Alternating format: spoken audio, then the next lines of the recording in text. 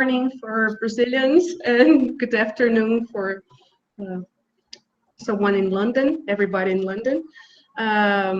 Julia, can you do the slides? Yes. I'm going to start to talk about something to make some beginning. So I'm Lilian.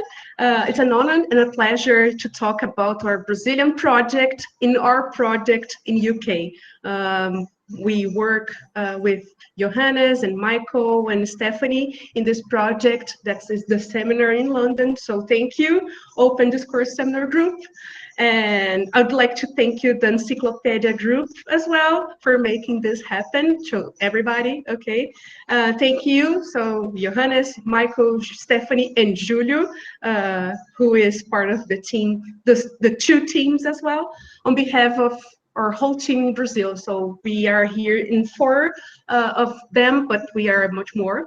So we are going to present our COVID-19 discursive encyclopedia. Julio and I invited our group to present it, and Julia and Mariana kindly accepted to present their entries too. So I will briefly present the project and a bit of the entry that Livia Falconi and I produced. And Julia and Mariana will focus on their entries, okay? So the reason, Julia, next slide, please. The reason why this project happened,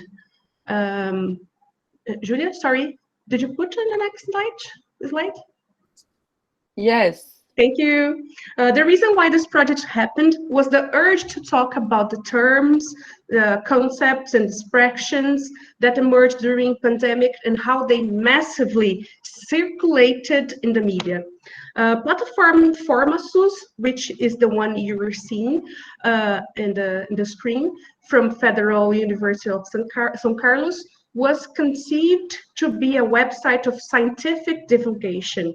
So this encyclopedia, part of this platform, is one of the means of doing so, to do this divulgation, the scientific divulgation.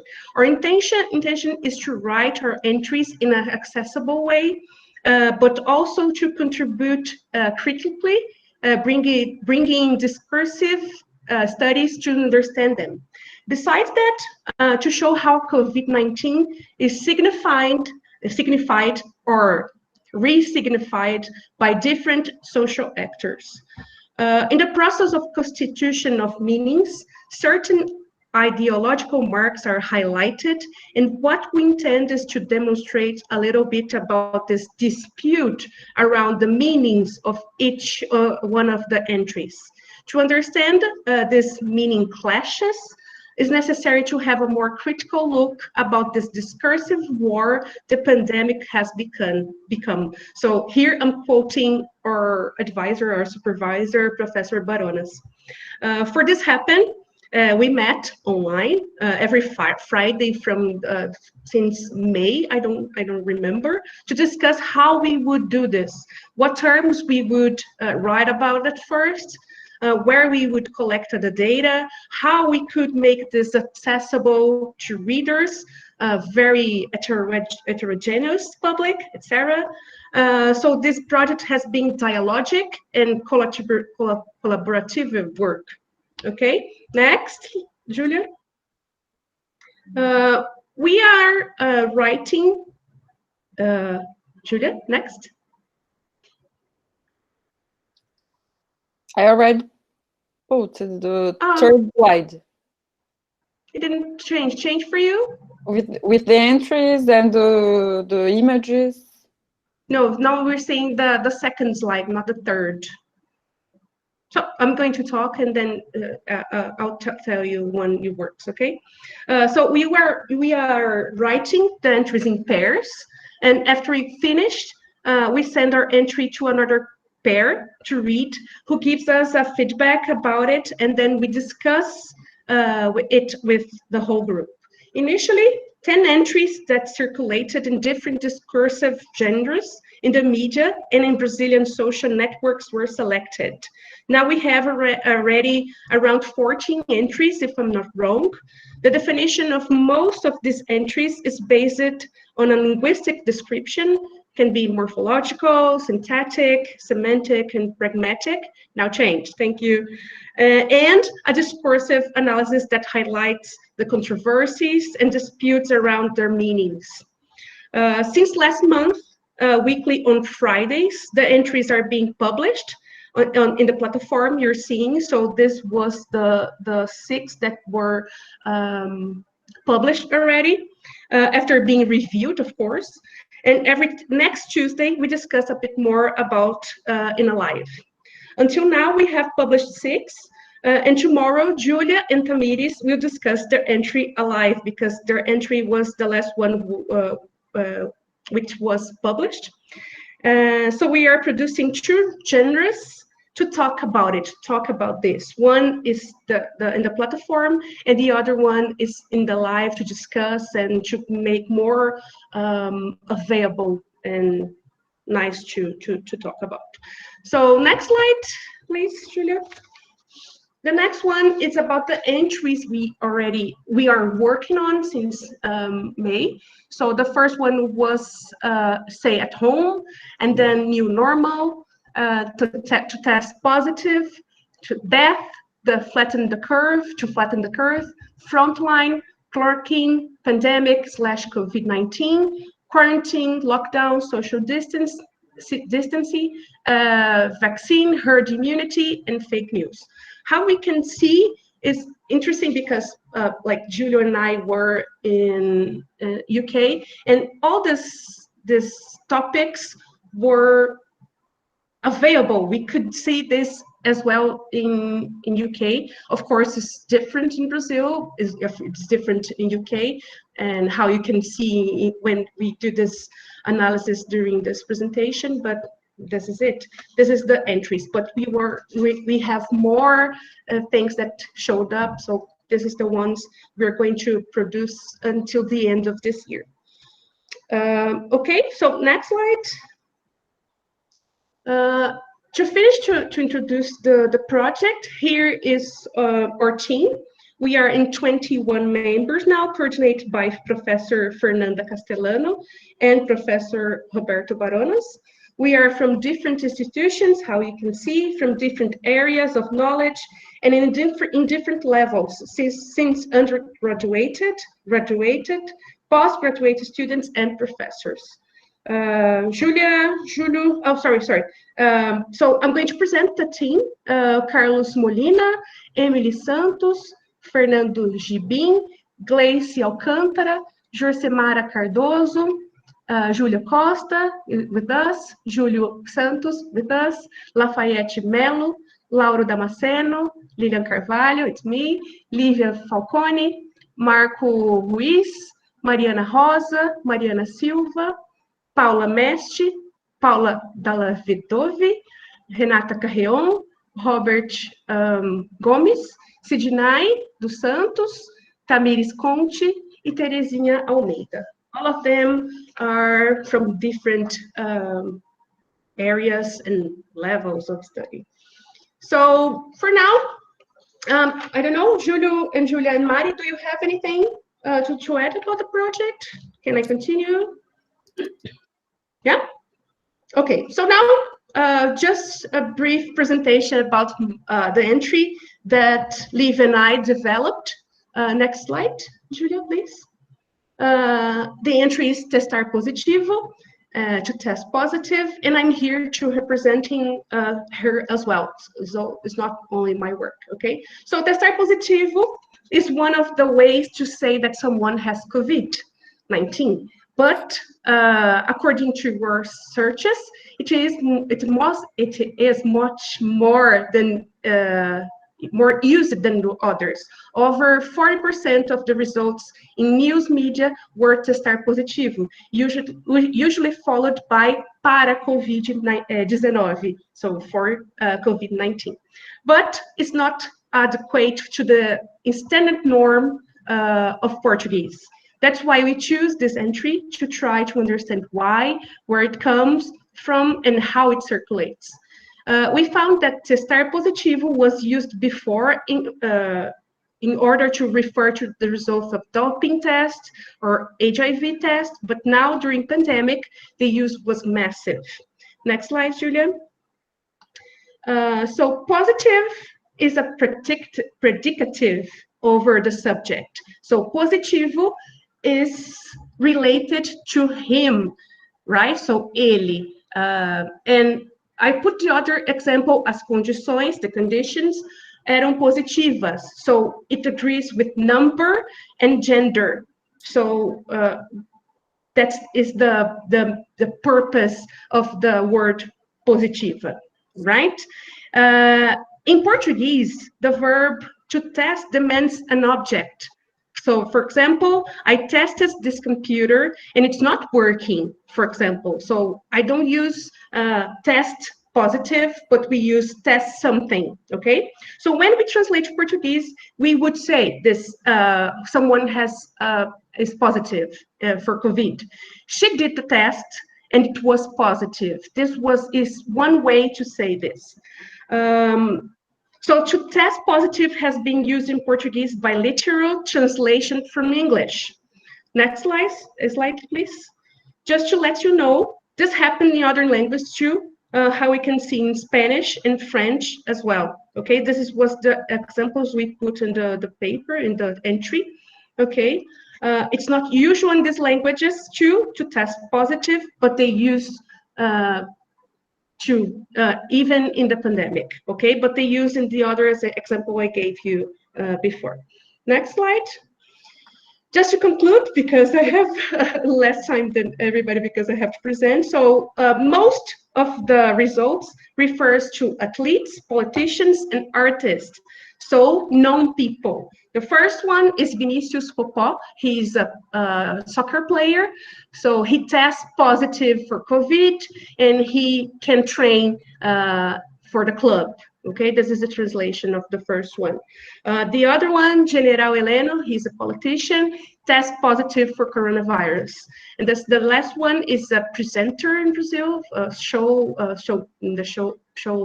don't know how come the show she does, but Eliana tests positive for COVID-19. So the use shows us a concerning with privileged people. This was one of the findings. The point is not only that the virus is spreading, but who has the virus. The ones who have the access to the test over and over, depending who he or she is. For example, President Bolsonaro, he tests over and over until the test was test negative, versus who has not the access to the test and treatment. To test positive highlights social inequality in Brazil. We said in the finish of the entry that pandemic pandemized, and we don't have this word in Portuguese as well, okay?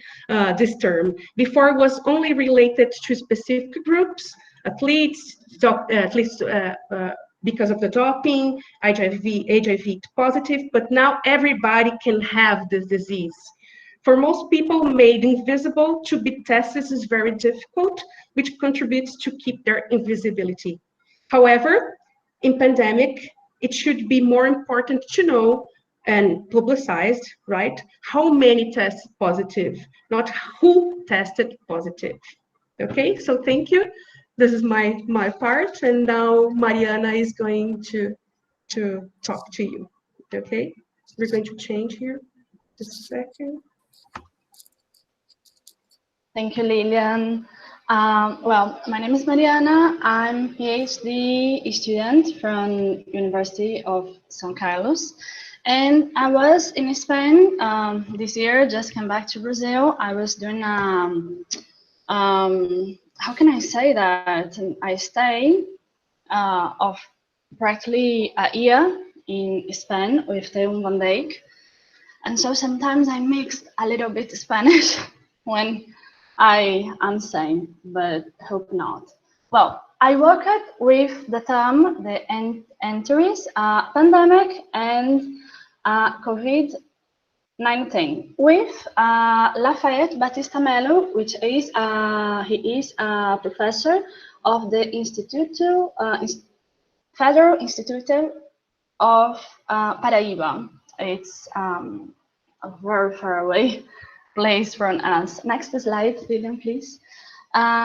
We decided to divide this term because we could, of course, talk about the pandemic of the COVID-19, but we decided to divide it and analyze it each one separately. Lilian, can you change the slide, please? Well, first of all, no, it didn't change for me. No, it's the 11. We are in the 12. The before. One before, please. Hey, thank you. As you can see, when we talk about this term, pandemic, we can associate it with another words, such as outbreak, epidemic, pandemic itself, and syndemic. And they are all related in a level of scale, and it concerns about the geographic, how it spreads, it's the virus, of course, and the level of contagious and the number and level of deaths. So we can see like a scale and how worried should we be and concerned about sanitary or health crisis. And of course, we are in the level of pandemic, but we always thought that was the highest level of all, but we have another one that is the syndemic, and there are some studies that says we are in the syndemic level because we have so much of social desiguality in the planet that we can talk simply about pandemic, because when people don't have how to afford or to access health insurance and had a historical of lots of disease, the consequences of this virus is completely different from the ones that are completely healthy. And then we see this scale. But of course, we're talking about the pandemic. That's the most used word. And especially in the case of Brazil, we have in this scale one that's the lowest one, that is gripezinha. We can translate it like a little cold, a little gripe, a little flu. And it was first said from Jair Bolsonaro, the president of Brazil. Next slide, please, Lydia. And then we talk about it and see a polarization. We see that the polarization is something typical in discourses, and the social medias help a lot to increase the polarization. But in Brazil, especially after 2016, when the president, the female president, Dilma, was taken off her place, we see a polarization in our policies very strong and very high, and you can see that in discourses. So we put like polarization, and as I said, the one that most represented the meanings of gripezinha is Jair Bolsonaro, and it's a discourse, it's a denying discourse of the virus. We can see with some phrases that he said that I have already translated. First of all, it's after they stab, it won't be a little gripe that will knock me down, okay? And in my particular case, due to my athletic start, if I were infected by the virus, I wouldn't have to worry, I wouldn't feel anything, or I would be at most affected by a little gripe or a little cold. This is the denying discourse. Then he starts to talk about the virus and, well, that it existed, but you can see that he puts an emphasis on the economy. It seems that this issue of the virus is starting to go away, but the issue of unemployment, it's coming up hard. And then when he finally used the term pandemic, It's to talk about a reality that doesn't correspond of what we know here in Brazil. I didn't see in the world who faced the pandemic better than us. So this is a denying discourse example, and then in the other hand, like a control discourse, you have the scientific discourse, people about that work with communication, especially in the divulgation, news articles that insist and use massively the word pandemic in the titles to aim is to show the importance and how worried should you be in this moment with that health crisis. So here are some examples that we take from lots of different pages, playing in times of pandemic, discourse in times of pandemic, science and innovation against the pandemic, and it goes on. Next slide, please, William. And then we analyze the term COVID, that it's not different. When we look with to this term, we can look other words that are completely related, and we can start to think they're the same. I can use it, any word in any time, and it won't make a difference. So for starters, you have COVID. We have also coronavirus, SARS-CoV-2, coronavirus type 2, and specifically in Brazil, I noticed new coronavirus. I say that because when I was in Spain, I never heard of new coronavirus, and I was so scared because I thought there is another one. What is going on? And then I understood what happened in Brazil, especially. It's not a new virus, please. First of all, you have to understand that COVID-19 means coronavirus disease, with the first case in December of 2019. And we can do like a separation for studies. Some of these terms means the disease and others the virus. The disease is basically COVID, and the other terms are talking about the virus. And we have different functions. When I talk about the disease, usually I'm talking about divulgation texts or news articles that can talk about educated materials, especially. And when I'm talking about the virus, usually I'm talking about diagnostic proofs or tests, treatments, and things more related to the researcher field. But again, we have in the second group, the words that talks about the virus, you have another difference, the technical term and the popular term. The technical term is the second one, SARS-CoV-2, and it shows the historical genetics of this virus. And we can see this SARS, it's not new for us. When have we heard for the first time? It was in China 2003. There was an outbreak of SARS virus. And why the popular terms does not repeat this term SARS? Because there was a recommendation of the Health World Organization to not associate to any virus or disease to a location. This discursive practice, so not saying SARS again or the new SARS, and say coronavirus type 2 or new coronavirus. That's why in Brazil they say new coronavirus, to remind that it already circulated somehow, but not saying SARS.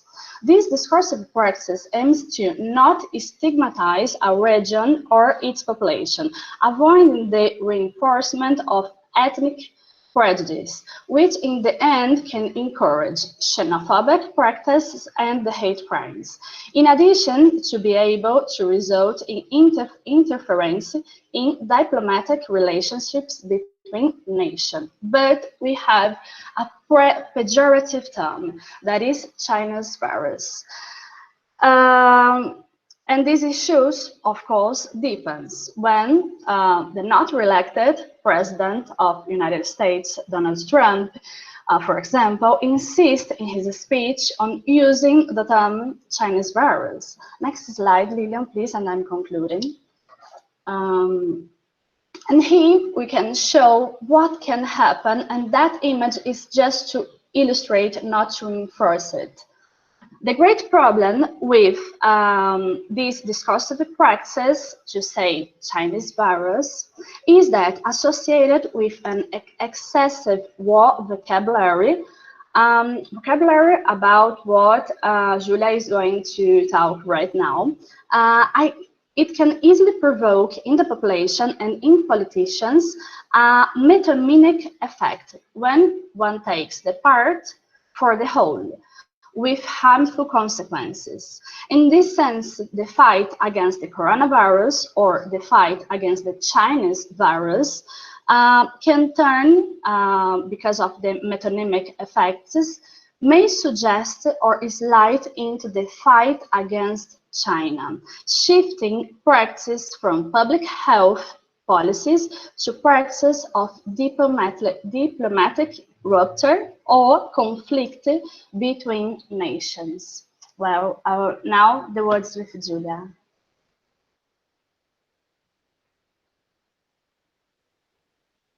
Thank you, Mariana and Lilian. And good morning, everyone. I'm Julia Lourenço Costa. I'm a postdoc researcher at Federal University of São Carlos, as well as Mariana, Lilian, and Julio. And I'm going to talk about the entry that my colleague and I, Tamires Bonani Conti, wrote to this encyclopedia project. I'm going to talk about the expression frontline in this coronavirus context.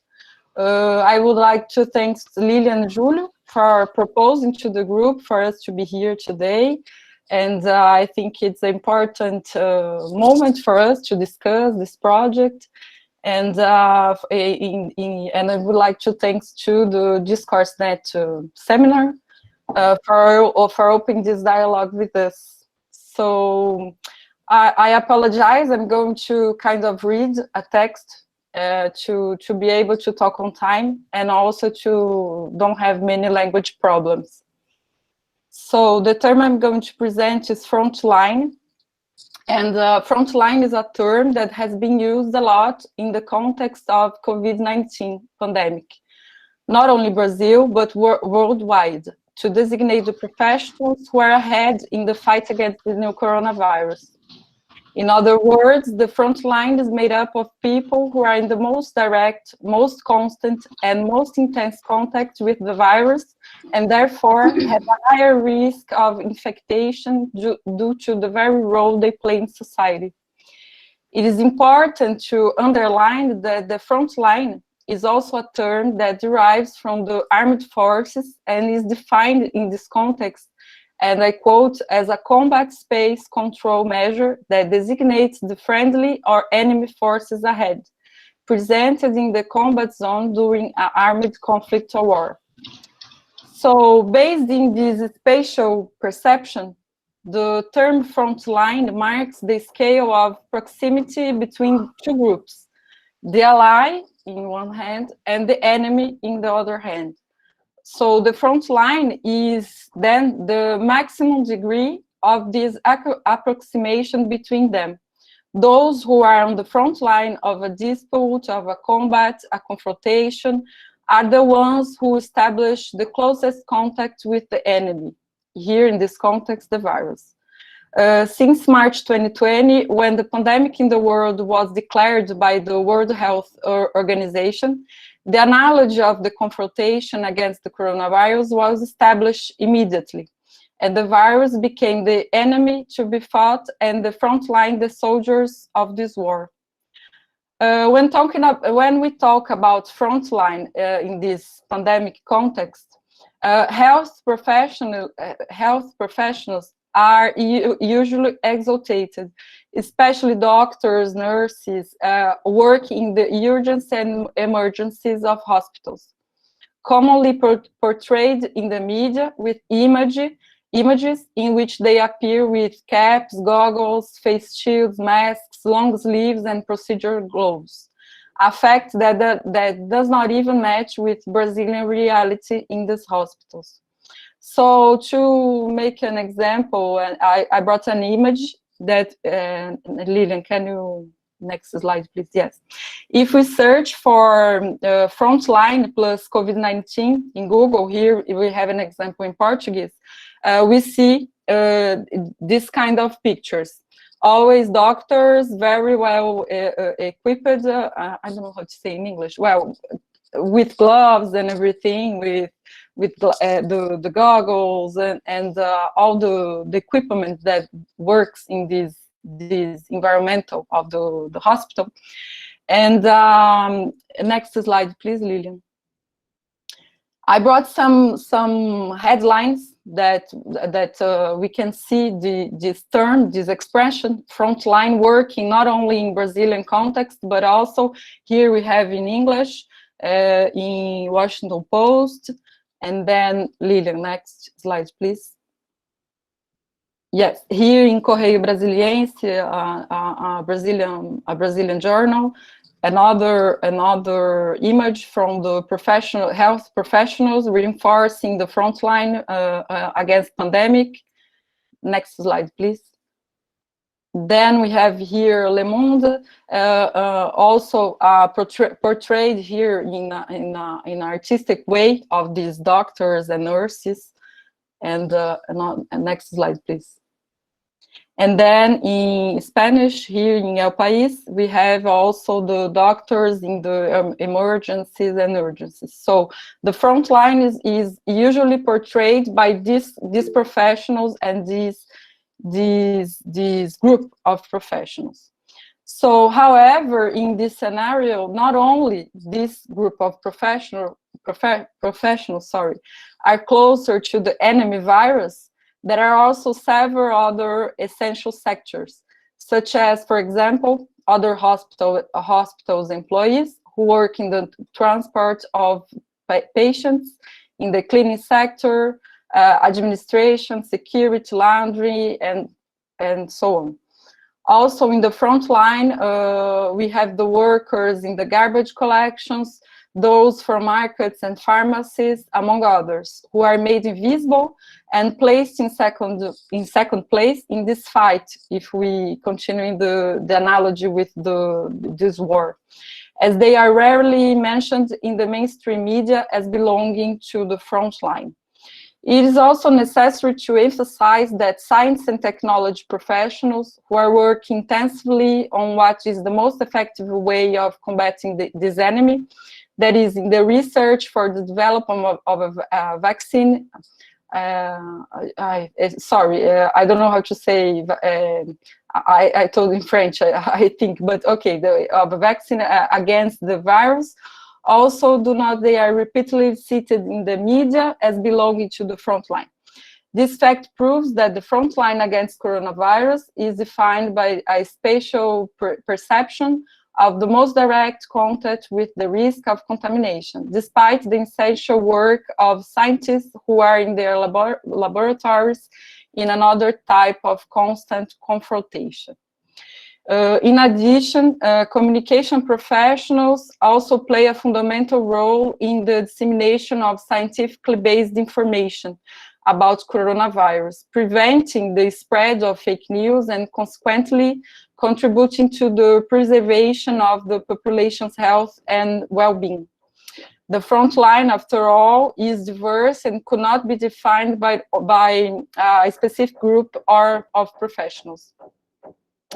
Application deliverers, babysitters, cookers, maids, professionals, personal trainers and waiters, for example, in the name of maintaining not only life, but in the name of essentially a mental health of some, and the economy in another hand, they become a new form of frontline, which takes the new shapes according to social classes. Thus, the most privileged people remain at home, while others bump into the trench of public transportation every day to go to work. In this sense, if we think in Brazilian context, the front line is not just one, but essentially two. There is a more sanitary frontline, combating the virus and in the health area, and another frontline, more political one frontline, in which citizens struggle every day for actions to contain the spread of the virus and the contamination, and for the maintenance of dignity of their social and human condition during the pandemic. Let us remember that Brazil lived troubled moments in the Ministry of Health, having even been without minister for several months. And the emergency aid from the federal government, the money to help people, when approved, does not even cover the basic expenses of Brazilian families. However, to be able to function in a country like Brazil, the front line should be plural, the front lines. Thus, it is essential to insist that the reflection about front line must therefore consider various factors that participate in its understanding. So I kind of make, I resumed the text that Tamires and we wrote. And I thank again the space to discuss and everything, and I'm sorry, pardon my English.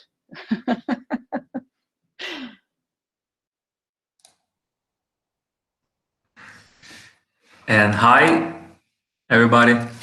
I'm Julio. I have a PhD in linguistics at the University of São Carlos, Federal University of São Carlos in Brazil. And I did my a period of visiting research at the Open University in UK under Johannes Angermiller's supervision. And now I'm doing my second PhD in social science at the University of Valencia in Spain. And I present now my entry that I wrote with the Professor Roberto Baronas from UFSCar, and that's new normal. Okay, can you go ahead, LEEDiM, please? And first of all, I thank the group, Open DiscourseNet Seminars, for this opportunity to present our project. A first look at this term, new normal, leads us to ask about the immediate meaning of the expression itself. Saying new presupposes the existence of an old, what's more distant in time in relation to some type of change. The notion of new here is applied to the concept of normal. It modifies what was understood by an installed normality. However, what types of normality are at stake when it comes to the COVID-19 pandemic? One can understand the normal as what is natural, which is admitted as being common and conceived as ordinary. Normal also refers to standards, rules, codes, what must be followed. In other words, everything that expresses facts and events that do not appear to be extraordinary is normal, with which we are used to do, and as well as a set of customs that we follow in our daily lives. The concept, next slide, please. The concept of a new normal starts from a fundamental opposition, from a dispute between recent or urgent needs and an order of facts that is understood as outdated or insufficient to solve the problems that arise in our times. We have, from this expression, new normal, a clear debate between different individuals and institutions to determine what would be the true meaning of that what's new normal. Next, please. In this sense, we can see not one, but several forms of normality that were affected in the current pandemic scenario. The family space was limited to the domestic environment, the campaign stay at home, and the limitation of liberties, like in sacred space and the space of the street were restricted also of free circulation. And next slide, please. The new normal of society, like our society treated by the COVID-19 pandemic, is a set of new practices that clash the established habits. The configuration of normal is the configuration around the new format of the body. People are no longer seen as citizens, students, or employees, but a potential transmitters, vectors of a virus. In this way, the social codes of the new normality focus on a body conceived as an organism and not as an object of desire or endowed with wishes that exceed the essential. The essential is buy food, medicine, and survive.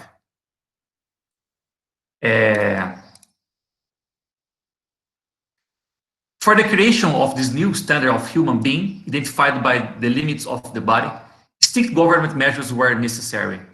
We have seen political decisions to contain the spread of the pandemic in practically all countries of the world, focused on the reduction of individual freedoms, such as free movement, and with legal sanctions, fines, and every kind of measures to anyone who disrespects the guidelines of specialists in the epidemiology, like the World Health Organization research.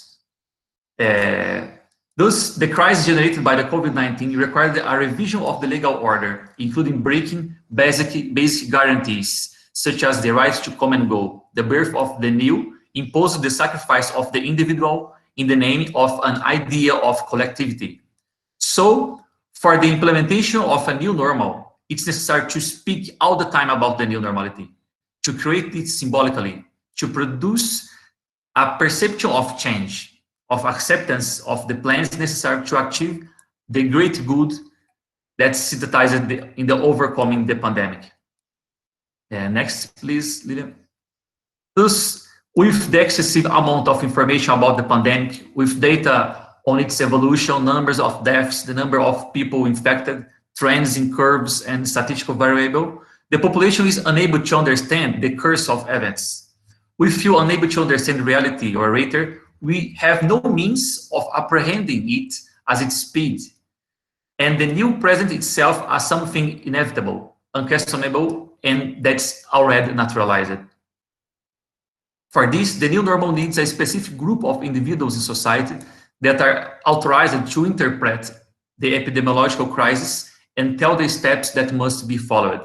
This group is composed of health specialists. They are authorized to devise the guidelines during and after the pandemic for the consolidation of a new normality. Therefore, the acceptance or even the imposition of a new normal is based on the self-sufficiency of scientific discourse. Next, please, Lydia. Supported then by a true value identified in science, the discourse of health specialists is no longer restricted to the hospital environment.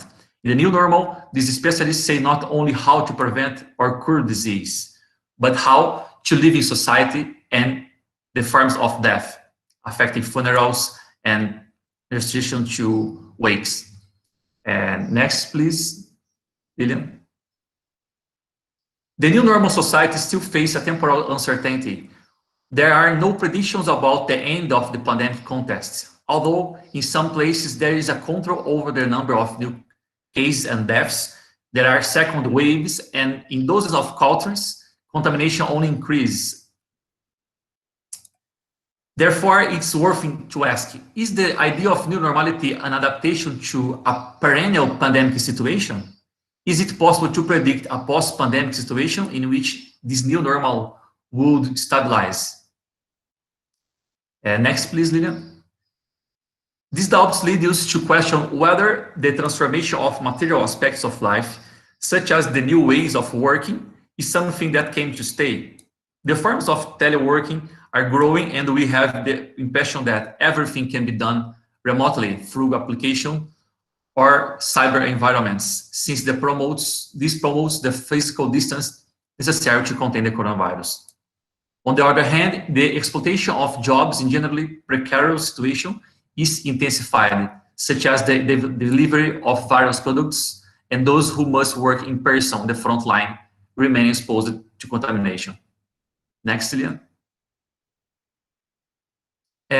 Furthermore, this new normality mainly affects education with online classes and digital learning. The space of the house is confused with the classroom, and teachers are forced to deal with tools they didn't know, often playing only the role of mediators of a virtual platform. However, this normal reveals the challenge of unequal societies in which a large part of students, like in Brazilian reality, do not even have access to internet, thus widening the gap between public and private basic education. Next slide, please. And just to conclude, in short, we can see that all the transformations of normality that we call new are adapted to old structures, in which the increase of unemployment by the economic crisis forces the reduction of wages and the precariousness of forms of work, showing that the poorest parts of the society suffer and will continue to suffer more from the consequences of this and the next pandemics. So that's an overview of our product and of my entry. Thank you all for listening, and if you have any question, we can open the discussion now. Right, thank you everybody for really interesting food for thought. So we're quite a small group, so I think we should just start questions, so people can just unmute themselves and ask. And if while everybody's thinking, I'll take the chair's prerogative and start with mine. I'll put them in the chat already. I find it quite interesting to see the new structure of this sort of test positive. I'm just wondering if that is something that is indeed assigned for a more global discourse, and also why this is coming from English, because in English it is a construction. I just checked it. It's a construction that's possible, but not in many other languages. It's not possible in German, but happening now during Corona. So I don't know if you have any thoughts on that. Michael, we discussed a lot about this to try to understand why this happened, because we saw in French, we saw in Spanish, and I think in Italian as well, but I couldn't find some examples to bring it. But yeah, of course, it's like the thing we said about it was different because it was used before. I don't know if I saw that in French that happened about the doping test, that they do this in French, but I don't know if they do this, for example, in German, but in Portuguese they do. For example, this athlete tests positive for amphetamine. I don't know. So this happens a lot. And oh, they test positive for HIV tests. And we talk with a doctor here in Brazil, and they have a stigma to say this, like test positive for HIV, because to have this test confirmed make a lot of people to kill themselves, because, oh, you're test positive. And now this is very, like we said, randomized. So we have, everybody can have COVID-19, right? So I think this is one of the reasons. So when we talk about pandemic, it's a whole world, right? So I think everybody we thought about the economy of the language, so it's easier to say to test positive, because in Portuguese I would say, oh, the diagnosis was positive, or I made the test and the test gave positive. In Portuguese you can use the gave positive. So I don't know, we thought about this, but I think, I don't know, or the scientific discourse, right? So everybody's producing, is talking about this thing. So the English, people use English to publish their papers about the pandemic, so maybe this could be one reason. But when we try to find this in the discourse, scientific discourse, we saw that there's not so much. So was like 19% how much we saw this test positive in Portuguese, for example. But in the media, the news media, the massive media, it's 40%, and they use for this personalities. So right, so this was the whole questions we think about when we saw. But yeah, the answer is yes, it's a global discourse, because this could be the possibilities, right? Yeah, that's really interesting. Yeah. How that? What do you use to measure? Which database do you use to measure how many percent? And is this your own corpus you build, or is this a corpus you have? No, no. We decided to because everybody's working with the same with the entries, and when we thought about it, how could we do this that everybody could see the same thing? So we decided to use one newspaper, online newspaper from Brazil, and 2 platforms of scientific discourses. So of course we looked in the I don't know when we looked before the pandemic, after the pandemic, but when we used to the entry, we used these 3 platforms. One from newspapers, I don't know, news media, right? It calls RSET, and the other was FAPESP. It's a scientific divulgation as well, and Informações was one of the platforms we use. So we made this comparison to see what they are saying in the scientific discourse and what we are seeing in the news that everybody has access, right? Brilliant, thank you. Any other questions? Anybody else? The chat hasn't been. We should announce this better, that we use the chat for the questions. I send a message, but didn't quite. Yes. Yes. Hello, everybody. Well, I would like to ask you a question. I remember that at the very beginning of the presentation, you told about 40 entries you found which were concerning COVID-19.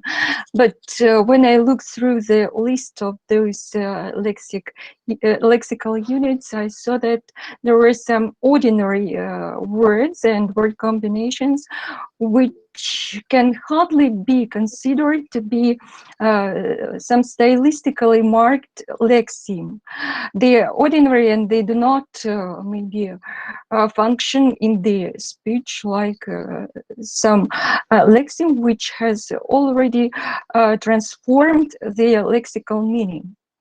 And I would like to ask you whether you have elaborated some certain criteria for extracting those specific words for this encyclopedia discourse corpus.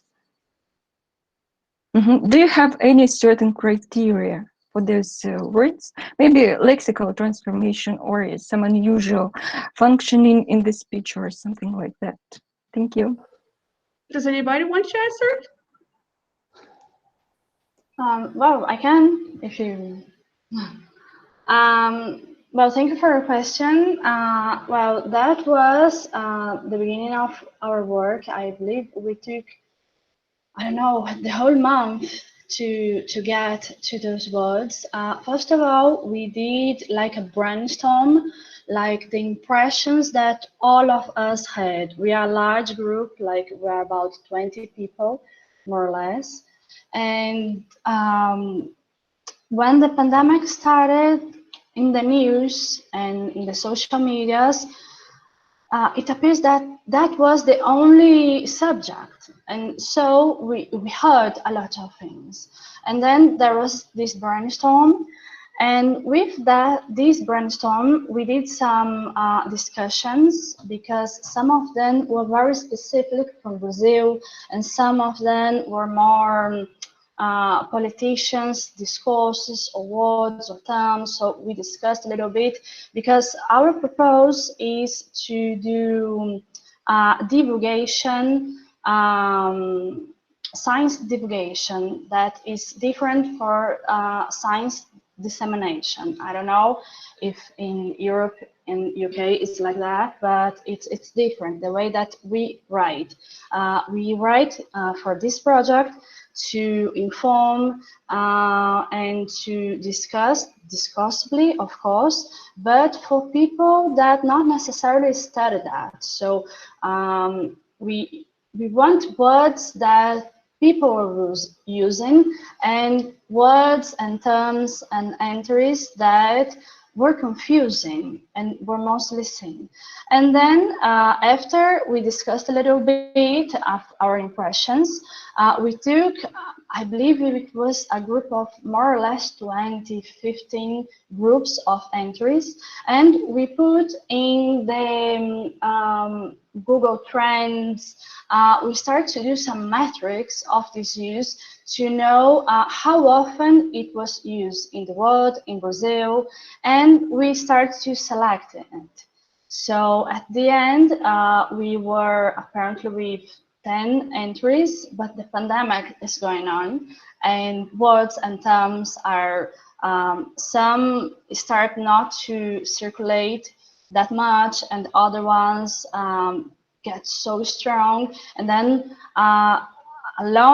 among the project, we are doing some changes, but basically was that like brainstorm, discussion, and then we did some metrics to get to those words. Thank you. Yes. Sorry, have you understood correctly that you have chosen only one criterion, which is a quantitative criterion for classification? Am I right?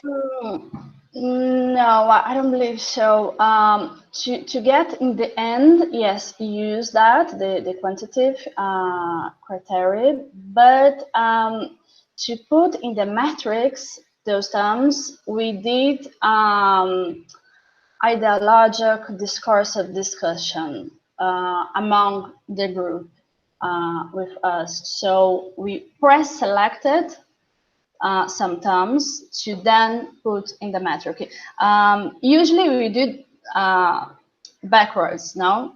First you do the metrical, and then we do this discussion, but there are some polemical terms that we could not use it in the context of the pandemic or in the context of Brazil. So you had to discuss. It was lots and lots of discussions. Mm-hmm. Thank you very much. Thank you. Stephanie has got a question. Yeah, thanks. Thank you for this really thought-provoking presentation, because it's certainly something that we actually think about, I think, not just at work when we study discourse, but also in private. And that's where my question really comes from, social media use, for instance. I think it was the second or the third presentation slot that looked at how do we refer to COVID-19, the China virus, Kung Fu virus, whatever terms are flying around. And I'm not sure to what extent you consider including these types of sources, but I've seen a lot on social media lately how people put into memes how the label for COVID that is used represents, first of all, how seriously they take the virus, how much they follow guidelines, also shows on what political spectrum they are, certainly in English. I don't know if you watch The Office, for instance, the US version, but there was a very funny one on what each Office character would, how they would refer to the virus. And oddly, me sitting in Britain, I completely got the joke. So there seems to be like a cross-continental understanding of that labels somehow represent the political attitudes towards the virus. So I thought, I don't know if that is in one entry, but it just reminded me so much of it that I think that would be very interesting, because that also shows how the youth makes sense of this whole pandemic, because that's often how news and language is consumed, isn't it, in that type of format. And another thing very closely linked to youth is, I don't know if that's also a source that would be relevant for this oh God, I can't even say the word now, but for this collection, which is, and it sounds stupid, but give it a second, there is a massive market for catastrophe movies and books and games on pandemics. It's so big. It's obviously mostly it's zombies, but a lot of films came super popular immediately. I think it was Contagion, however you call it.